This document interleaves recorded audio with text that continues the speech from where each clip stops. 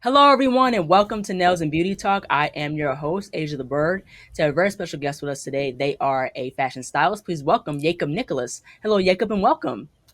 Hi, thank you for having me.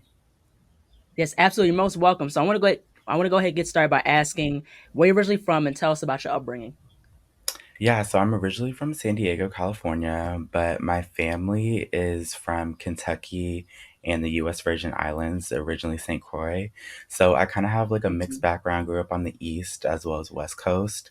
So that really Mm-hmm. just influenced my fashion. My mom, super East Coast, she doesn't wear white after Labor Day. Very much that vibe, kind of strict East Coast. And then being on the West Mm-hmm. Coast, though, I kind of had more of that influence of kind of like my friends and my people around me. So that's where I kind of find the mix of my fashion. And then growing up, I just felt like my mom really influenced our style as well as like how to present ourselves Mm-hmm. as people when we walk into spaces. So like she always had us in matching Right. outfits. Me and my brothers always matched to a T. So that's just kind of, just where my influence of fashion comes from, just like the presentation aspect of it. Absolutely. So, what was like your school experience like as far as grade school, college? What's the school experience like?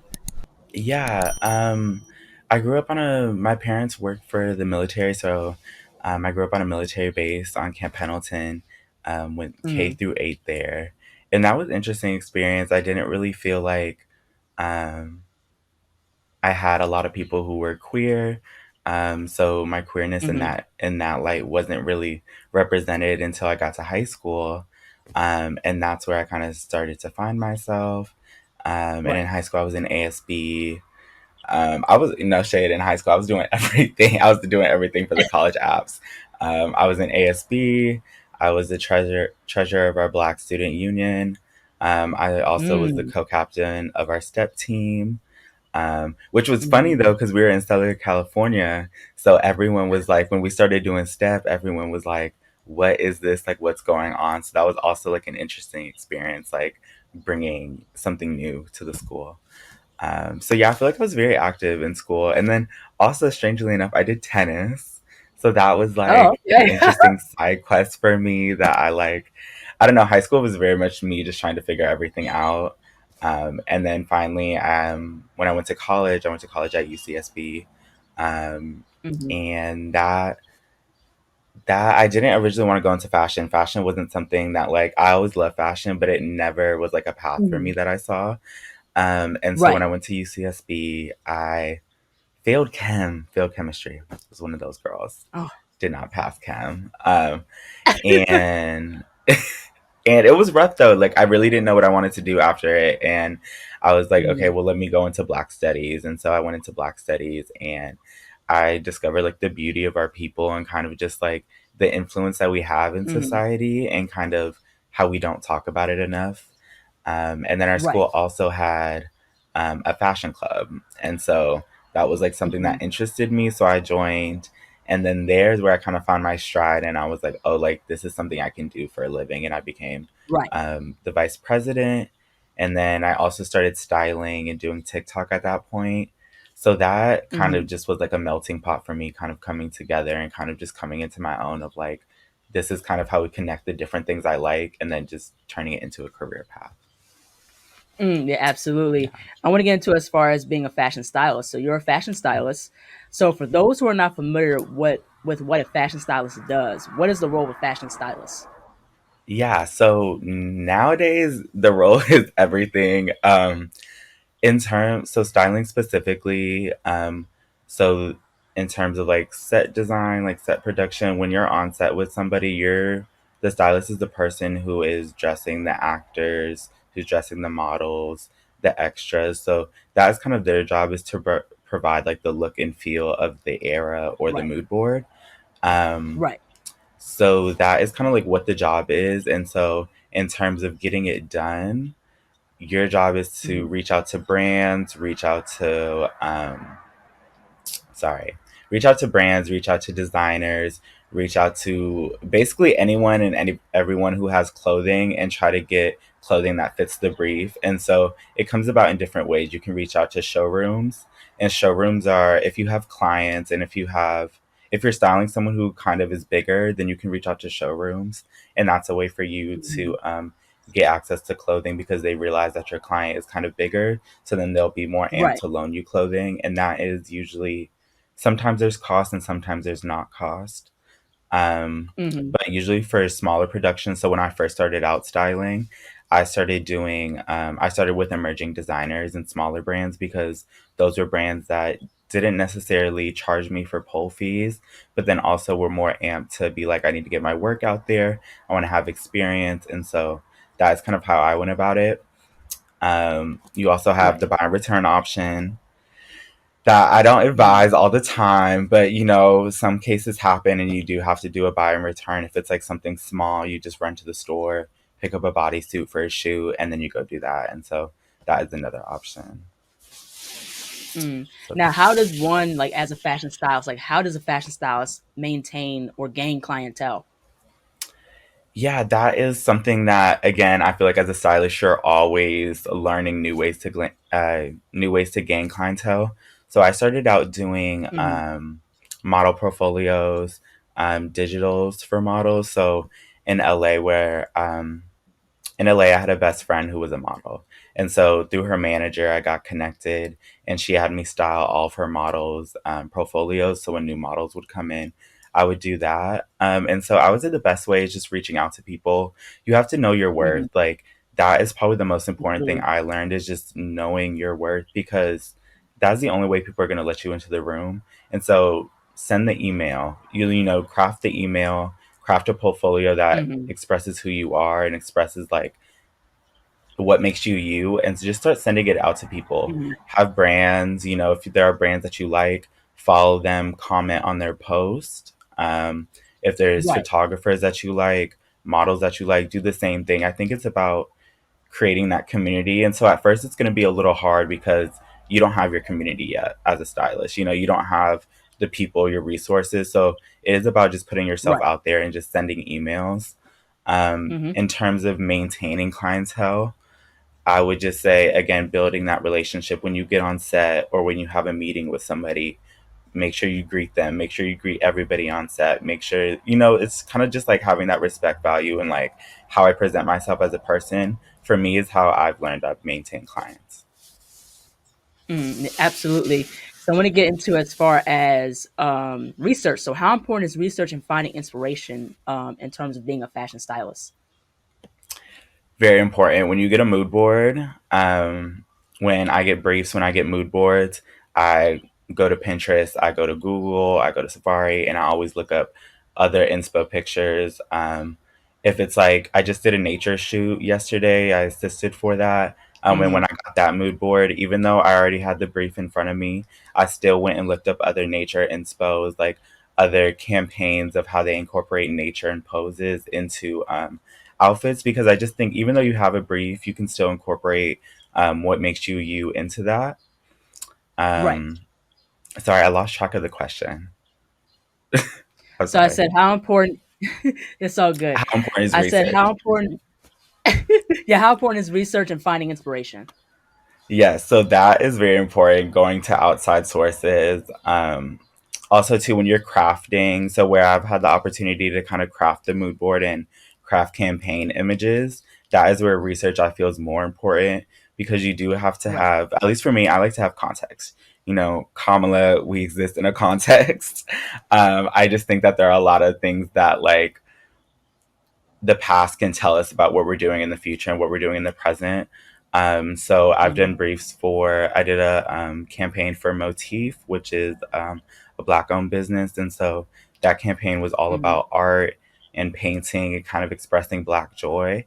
And so for that, I did Mm-hmm. research on, again, examples of black joy instances in the black community of where, despite there's oppression, like active moments where there is like joy being expressed. So like I like Mm-hmm. learning that type of emotion and learning those type of contexts applies to how I'm styling in the future. Mm, yeah, absolutely. So for fashion content creators, what are some of your tips for creating fashion style content? Consistency.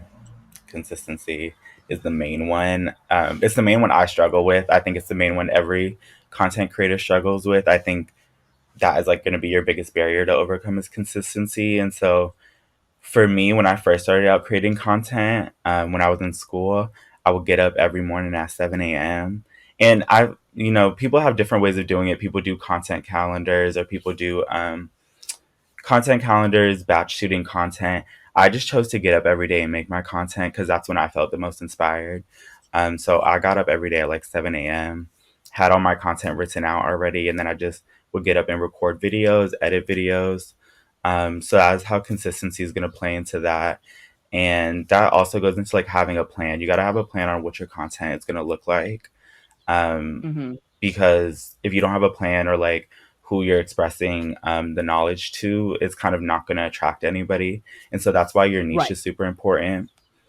Mm-hmm. Um, and niche is my niche. I would say is probably more so Black creators, emerging brands, size inclusive brands, plus size brands.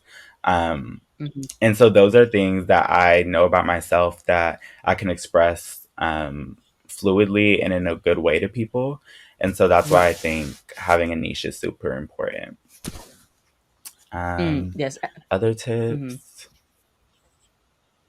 I'm thinking like the Absolutely. niche. Yeah, I would say honestly, having a really good niche and a strong understanding of your brand, Mm-hmm. as well as, damn, I forgot the other thing I said. My bad.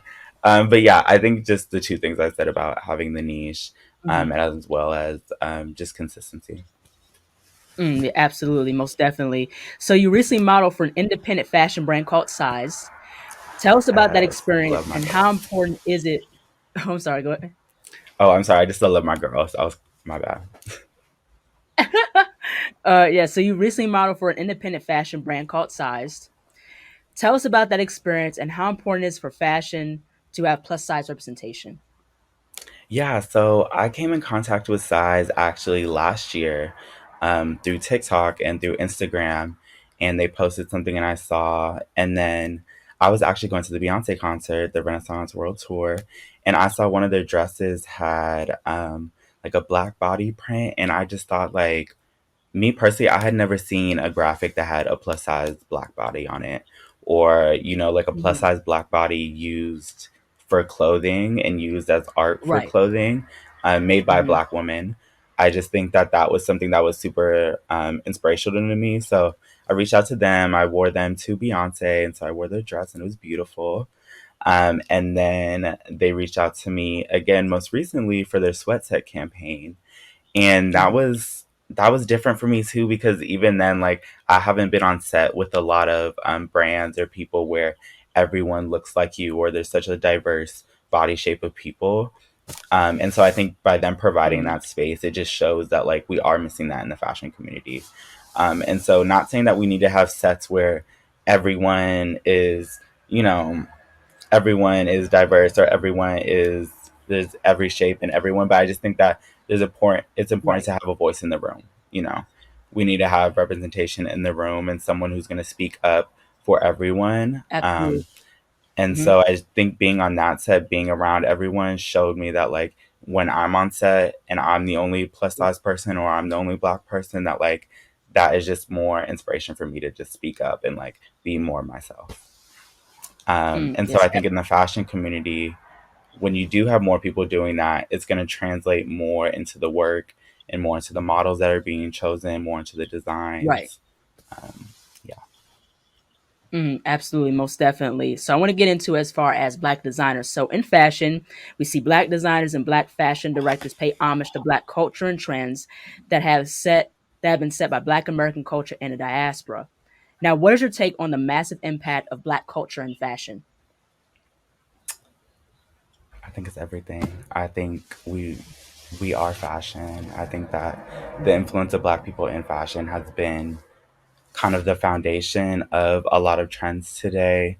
Kind of how I think the American public views fashion, and how internationally people view fashion. I think it all comes from Mhm. the Black experience. Because even I've Right. been in rooms um, with board members who have spoken about how when they're in international meetings and people are talking about like American fashion and American culture, they bring up people like, they bring up Serena Williams, they bring up Beyonce, they bring up black women. And so I just think at that level, we are the influence, but we don't receive the recognition all the time.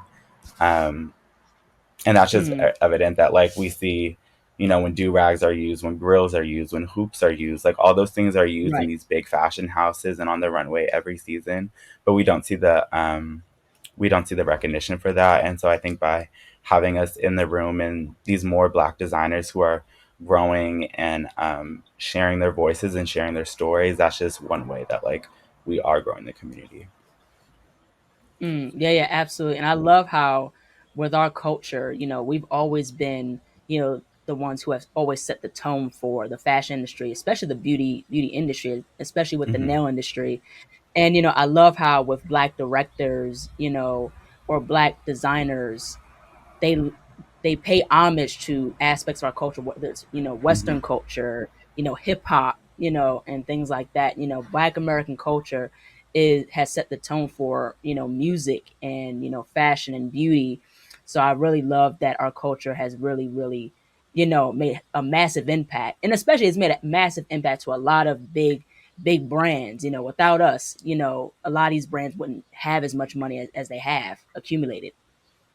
For real. And touching on the nail aspect, I just was thinking about how when I'm on set with Black brands or Black directors, they always add nails into the design or into the inspo board, and I think that's just something too that's like evident of like the Black influence and like how we do take Mhm. everything. We make sure everything's to a T. It's just like the nails are one thing. I also want to Mhm. mention just just Black designers in general, like they're always working and they're always trying to get into. Sorry, I'm trying to think about how I'm going to say this. Take your time. Because like we're entering as Black creatives entering the fashion space, we are entering a white space, and we are entering a space that isn't necessarily always for us. And so I think Mhm. even though we are entering spaces where it's not for us and our representation is like still seen but not always heard, it's good to see that Black designers and other Black communities are like working together within those spaces to still Right. create Black spaces. There's people like the Black in Fashion Council, um, Right. the Law Africa Fashion Showroom, the Folklore Mhm. Showroom. Like all those spaces are within the bigger fashion industry, but still hold space for the Black community. Absolutely. There's another it's not a showroom, but it's an organization called the 15% Pledge by Aurora Yes. James, and she's all about promoting a lot of like black small business owners, fashion designers, things like that. And she's a fashion designer from Canada. So I love also what Aurora James is really doing is really, showing up and showing out for, the black community, especially here in America. And they just did the 15% Pledge did a collection, or they hosted the collection for Black History Month at Nordstrom this year in New York. So I Mhm. got to go there and see all the brands they had there, which is another cool experience. And it's also the Mhm. fact that she's from Canada too shows how the diaspora is coming together in a lot of ways, and how I think in the Right. past, like Mhm. the diaspora hasn't. And so, especially within the fashion industry, we're seeing a lot of ways in which the diaspora can come together from like different regions to produce change. Yeah, absolutely, most definitely. And the thing is, it's cool seeing brands such as like Hanifa, Brandon Blackwood, also Laquan Smith and Christopher John Rogers and Sergio Hudson, have Hmm. different unique perspectives of fashion. So it's really cool to see, different, black designers, really have a different perspective, but also, show like, hey, this is black culture, this is our culture. It's not just one monolith of what Black Yeah. people are, which historically has been what fashion has kind of seen us as. I think fashion has seen Black people as, the streetwear, or it's either the streetwear or the super high editorial.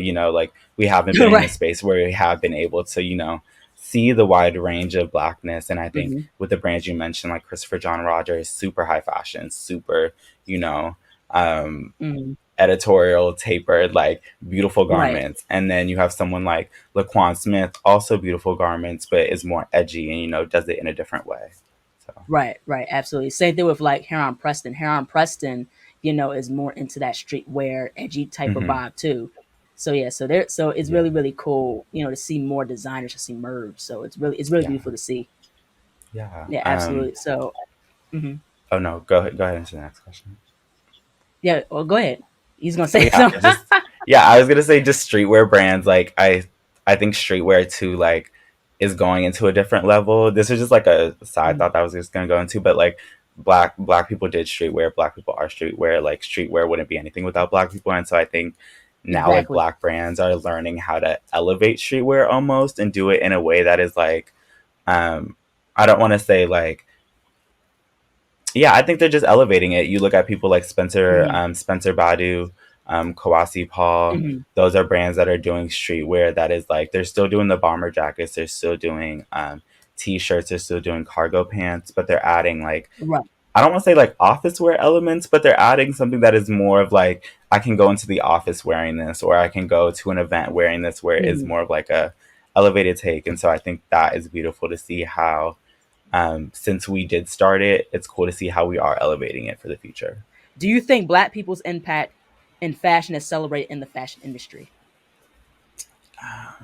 I think, like I said previously, like yes and no. I think when we talk Mhm. about the influence of Black people in fashion, I would say more on the no side, where like we Okay. are in the mood boards, we are in the like we are in the mood boards, we are in the spaces, but like we're not necessarily getting the credit.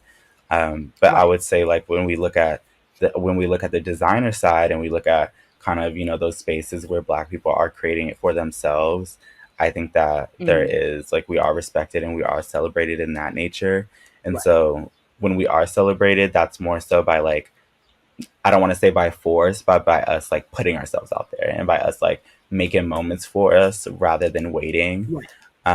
And so, yeah, I think yes and no. Okay. Yeah, yeah, I can agree with that. So if you had a top five list of your favorite Black designers, whether it be upcoming, present, past, who would they be and why? Telvar, um, well, Hmm. I guess are we gonna go 1 to 5, 5 to 1? Um, you know what? Any We'll order you go. want. I'll do. Yeah, I'm gonna do. I'm just gonna say off top. It's not gonna be in any order, but I think for Okay. sure I'm gonna go Telfar first. Um, Hmm. I think Telfar, for me, as like a Black plus size queer person, Telfar is someone who represents us and someone who represents Hmm. the Black community. Their partnership with Right. the Rainbow, their partnership with UGG, partnership with Eastpak. Like, these are all spaces that the Black community has like historically been in, like I said, with influence, but hasn't always seized the Right. recognition. And so, Telfar, yes. Hmm. Um, I'm gonna Hmm. do Anne Lowe. People may not know about her, but she Hmm. is Miss Ann from Lowe. the '60s. Yes, designed most of Jackie Kennedy's, if I'm not mistaken, most of Jackie Kennedy's Hmm. dresses. Um, who else did I have on my list? I'm gonna go. Gosh, there's so many of us. There's so many of us. Um, I think Omagier is someone who's coming up. They're an Hmm. upcoming Black brand, but I love the way that they tell a narrative and that they bring their home aspect into their bags. They're a bag brand. And so they had a fruit Hmm. collection. So they do a lot of colors and things like that. And I just think that seeing bags done in that way is very inspirational. Right. Hmm. Dapper Dan, I don't know why the person slipped my Hmm. mind. Probably the most influential like Black man I think that we've seen in fashion. Um, he Hmm. 90s, you talk about reworking the luxury fashion and doing streetwear, like he really was the person who Right. reinvented kind of the whole hip hop look, basically. Baggy jeans. He Hmm. influenced Fubu, he influenced all those brands. And so I think he's someone who Right. definitely top five. He's probably, honestly, he's my number one. Let's go him. um Dapper Dan, Telfar, Anlo, and then I said Omagier. Um, and then Hmm. Yeah. One more. um, I'm gonna do. He's kind of been controversial lately, but Kirby Jean Raymond at Pierre Moss. I think the first Hmm. person to hold a couture collection at Paris Fashion Week, the first Black person to do that, is very like that's a statement in itself and a testament to Mhm. kind of what the brand embodies. I love their most Mhm. recent what they do the loot out that they had in New York, and that Mhm. I'm pretty sure that they're bringing to LA. Like that is something that is taking something that's controversial, that's a huge discussion in American politics and within the Black community, and making it fashion and making it something that is Mhm.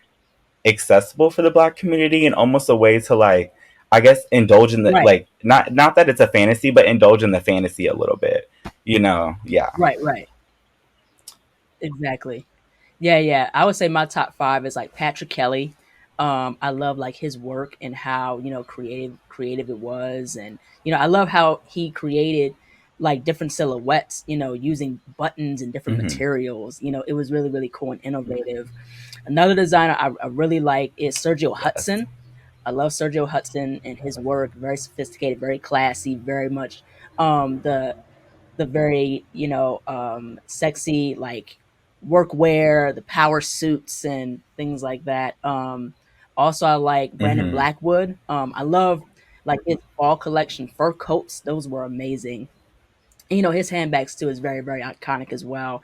I would say number 4, I would say, also Dapper Dan, with the streetwear and, taking luxury and turning it into streetwear. And number 5, I would say is Stevie Magugu. His Yes. work is very, very extraordinary, very, very Yes, haute the girls were couture. hating me on TikTok for a minute because I posted a video and I mispronounced the name, and you know, things happen, and I'm doing my best, y'all. But I just was Right, like, y'all, right. I did my best. Please don't hate on me too much. Like I'm trying to bring awareness, y'all. Right. Yeah, but yeah, I Mm, love their yeah. work is Yeah, beautiful. You absolutely. know.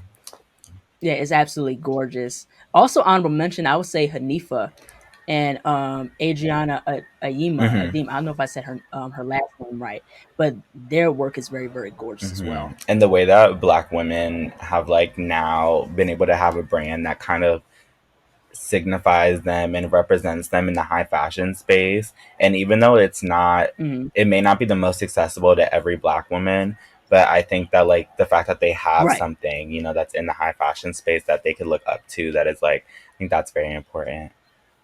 Also, not a designer, but I think honorable mention just from like my influence as like a stylist and kind of like a visionary of fashion, Andre Leon Talley. um, I think Absolutely. he was in the designing rooms of a lot of things. He's a Right. stylist, worked with Anna Wintour, did America's Next Top Model. Like, his influence on Right. fashion as a big Black man, is something that like I Mhm. aspire to. And like, even if you watch his documentary, he even talks about how he ate like a dozen biscuits a day. Like his mom used to make a dozen biscuits for him to eat. And Mhm. like, even that story alone, I'm like, I was big, like I was always eating when I was little. And so to have someone who has like that story Mhm. and then translate that into this career in Mhm. fashion where he's the only big Black man in the room is like, I want to do that. Like, I want to be that. How do I get to that point? Mhm. Yeah, yeah, absolutely. Andre Leon Talley's impact was huge in the fashion industry. And I was gonna ask you, like, what was your perspective as far as like, Andre Leon Talley in terms of his impact in fashion, things like that? Because also, he's talked about like the trials and tribulations he went through during his time in the fashion industry in the chiffon trenches. So just in your take, just in general, like, what is your take as far as Andre Leon Talley's like impact in fashion? I think, like you mentioned, the trials and tribulations, like his impact on fashion is kind of similar to the his impact on fashion is similar to the Black impact on fashion. Always in the room, always an Hmm. influence, but not always seen or not always heard. And so Hmm. that's kind of how I view it. And so his work influenced so many designers, so many dresses. And so, yes, he got credit in a lot of ways, but I don't think he got credit in a lot of ways. And I think when he was in those spaces, like in the rooms, crafting those ideas, he probably wasn't heard. And he talks about that, like you mentioned. And he talked about that in the Hmm. documentary too, about how a lot of people didn't see his value at first, and that he kind of had to not rely on other people to see his value, but you kind of do have to hope that another person or that the other, the white person's in the room is going to see your value. And I think that Mhm. also, I think that's the mark of a pioneer, though, or the mark of someone who's going to make change. And I think that's always a reminder for myself, too, as someone who's doing it. Because when I go into the room where I've been in conversations Right. that are uncomfortable and things like that, and I always just remember that, Right. like, there's someone coming behind me. There's someone that's going to come up behind me that I'm doing this for, and that, like, Right. yes, this is so hard for me right now, or that, like, this may feel lonely and isolating, but, like, I'm doing this because someone else is going to, break barriers after me.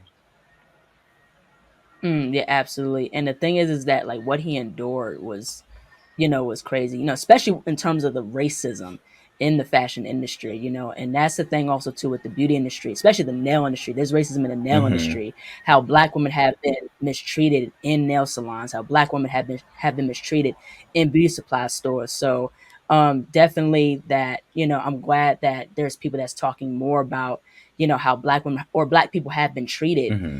in fashion or in beauty or in these different industries, so it brings more awareness. And we're your top customers, your top sellers. Like, it's interesting because Black people are bringing in the most money or attracting the most money for these brands, and then we're Mhm, experiencing racism when we're going into these spaces. All these top hip hop mhm, artists wear Gucci, wear Balenciaga, wear all these mhm. things, but if me and you were to go, even as a stylist, I've gone into places and haven't been respected, or like haven't been seen as someone who is a stylist, or like I basically have to just prove my appearance being there, or Right. prove my presence being there, and I just think that's something that like we all go through, which is really hard. But like, yeah, I don't know. It's hard to grapple with a lot of the times, I think.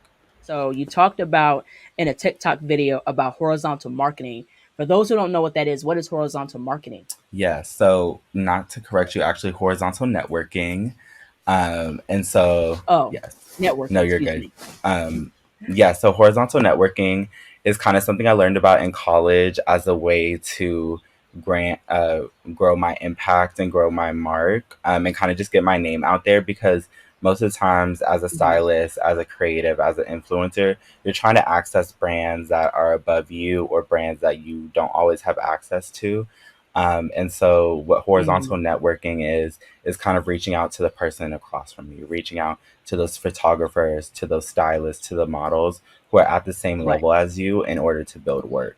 So, doing test shoots, things like that. Mhm, In the fashion industry, that's what it looks like. But, that applies to every other industry in order to get your name out there, reaching out to the businesses, the bosses, anybody out there who can kind of give you knowledge as well as like grow together. yeah, absolutely, most definitely. So you also have TikTok videos of you going to Fashion Week. So what has been some of your favorite fashion shows during Fashion Week and why? My most recent fashion week was kind of slow for me, but it actually was my favorite fashion show I ever went to out of anyone I've ever gone to. Was the Ag Bobley presentation. And a presentation also Mm, is not like a regular fashion show for those who don't know. So rather than sitting and watching the runway walk past, the models are actually, it's a live presentation. So they're standing, they're kind of modeling the clothes, twirling around while guests kind of walk around and experience the clothing. And so Ag mm, Bobley is a Togan American designer, and they mhm, hosted a collection that just was beautiful. Like, my, I was gagged. They had, and it kind of was about the experience of moving from Africa to America, or that transitional mhm. period. So they had suitcases with sunflowers. The dresses were bright Right. neons, yellows, blues. And so I think even seeing that like color palette was beautiful, because that just reflects beautifully onto the skin. Yeah, and I Mhm, just the influence. Sorry, just another piece I was like gagged about was they had this trench coat that was done in this like mhm, gingham style plaid print that was like a reference to these Ghanaian bags. I'm sure, like, I don't know, my auntie has them, my grandma has them. Like, they're like the old bags that are like um mhm, like, what did he call them? He called them the Ghana must go bags, because there's a period in mhm, Nigeria where they expelled a huge community of Ghanaians. And so when they were Right. when they were expelled, they had to pack up a lot of their stuff in these bags.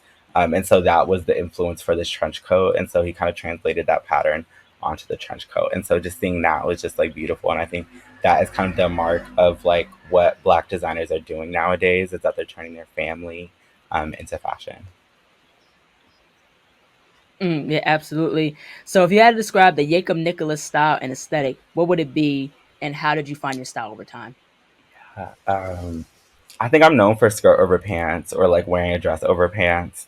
I think I'm androgynous. I My gender is always changing. I like to wear dresses. I like to wear skirts.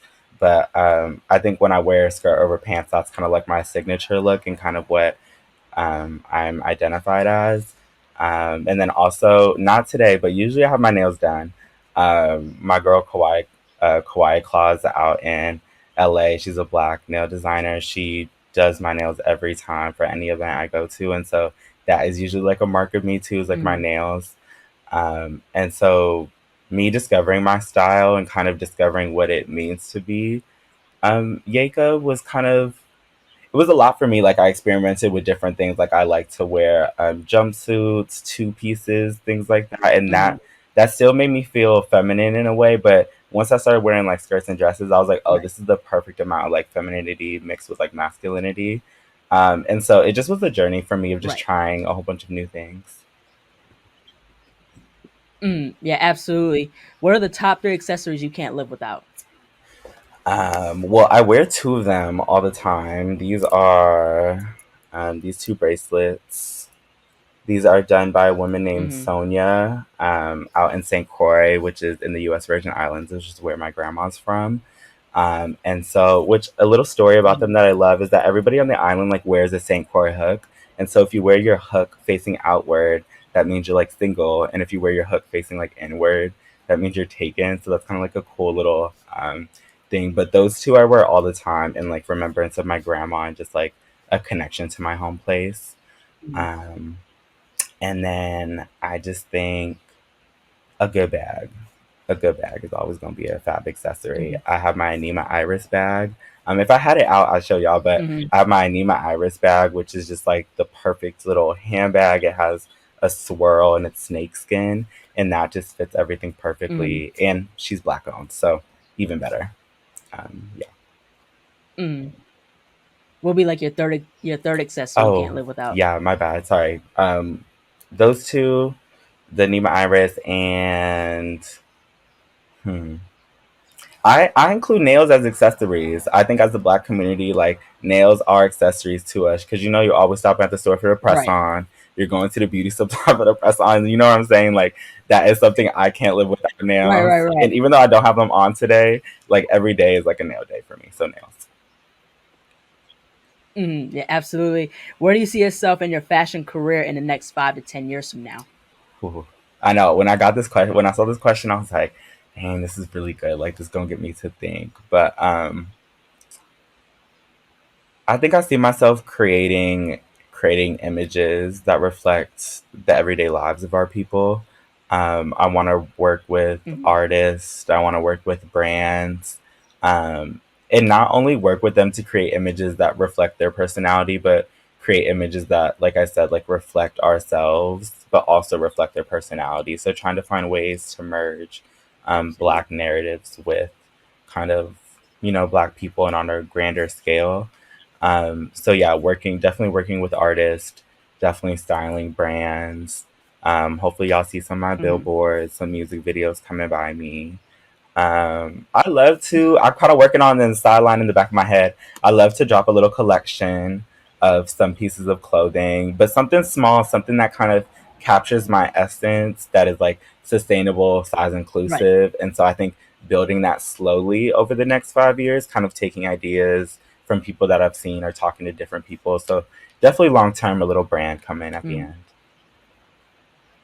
yeah, absolutely. That's really, really cool. Now, last but not least, where can people find you on social media, and how can people support you and your content? Yeah, so everyone can find me at Jakob Knows Best on everything on TikTok, Instagram, Twitter, basically any platform that I'm on, y'all can find me there. My website also at jakobknowsbest.org. And just supporting my content. Just watch, if you see my TikTok, if you see my reel, watch it all the way through. And I think that goes for a lot of creators. Like, that's one way you can support me, but one way you can support like your friends or like anybody else who like is a creator. And even if you don't like the product or like want to buy the product, watch the video all the way through, swipe through the whole carousel, leave a like, and even if you don't want to comment, like doing those little things just boost the engagement. And as Black creators, like Right. that's what these brands are looking for us is like your engagement value. So if you like the creators and like the stuff I'm creating, watch it all the way through, leave a little like, and that's just a simple way you can support us.